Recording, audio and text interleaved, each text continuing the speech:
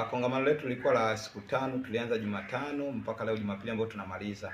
Tunamshukuru Mungu kwa sababu tumeona watu wengi wamefunguliwa mahali hapa, na tunatarajia kuanzia tarehe 18 mpaka 21 kuwa na kongamano lingine pale Mwanagati.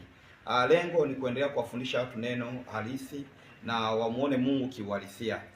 Kwa tuna taratibu ya makongamano kama haya ili watu waendelee kumfahamu Mungu katika namna pana. Mimi ni kwa majina naitwa Nabii Lufingo au Chief General. Nina huduma hapa, nina huduma Mwanagati. Nimemwona Mungu na namshukuru Mungu kwa ajili ya neema hii aliyonipa, na wewe ambao unatufuatilia ni kuendelea kukusii. Wewe endelea kufika katika huduma hizi ili Mungu aendelee kukutendea. Na usibebe mawazo ya kutokuamini watumishi. Wewe nenda kwanza usikie, baada hapo ndio uweze kupima kutokana na namna unavyoweza kuwasikiliza. Usikae na tafakari kwamba manabii hamna. Manabii wapo, kwa sababu bado Yesu hajaja. Huduma zote 5 ziliachiliwa na hata leo zipo zinafanya kazi. Kwa Mungu akubariki sana, unaendelea kufuatilia, na wewe ambao ulihudhuria kwenye kongamano ndani ya siku zote 5, na wewe ambao utapata neema kuhudhuria ibada hapa Kigamboni au pale Mwanagati mtaa wa Pesha. Mungu akubariki sana. Tarehe 18 tutakuwa pale na kongamano, lakini ibada zinaendelea Jumatano hapa, Ijumaa na kuendelea, lakini kule kuanzia Alhamisi mpaka Jumapili. Mungu akubariki, karibu sana kwenye ibada ambazo zina majibu. Mungu akubariki sana. Amen. Yaliyotendeka, labda maajabu yaliyotendeka hapa, watu waliohudhuria.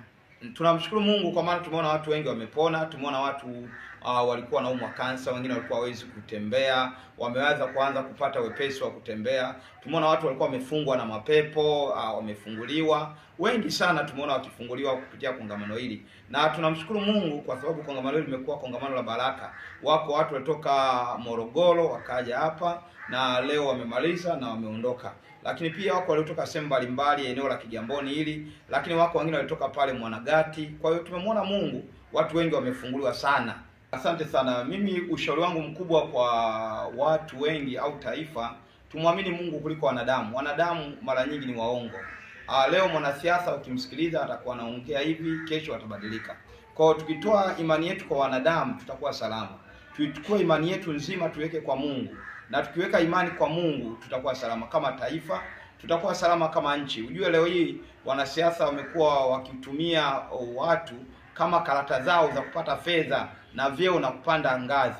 Kwa jambo la msingi mimi nawaomba Watanzania wote bila kuangalia dini, tukae na tumsikie Mungu anataka nini. Kwa jina naitwa Pauline Manuel, kutoka Manyara. Nilikuwa naumwa, nikaambiwa nimetoka KCMC, nikapewa rufaa kuja na Mission Road. Nikaambiwa na saratani ya mdomo kizazi. Nimekuja hapa, nimekaa tangu mwezi wa 4, nikanipata matibabu ya kemo. Na sasa nasubiria nionze. Basi nikasikia kuna neno la Mungu huko, nimekuja kwa nabii. Kweli nikawa ile tumbo nimepata nafuu, pamoja na miguu nilikuwa inanisumbua hata kukanyaga chini na shingo. Niko hapa Kigamboni Mwanagati, niko hapa Kigamboni kwa mtumishi wa Mungu.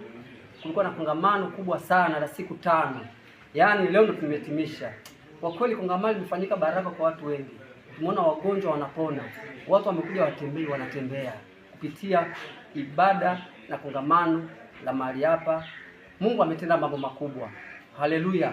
Mimi ni mwimbaji na hapa nimeimba. Haleluya.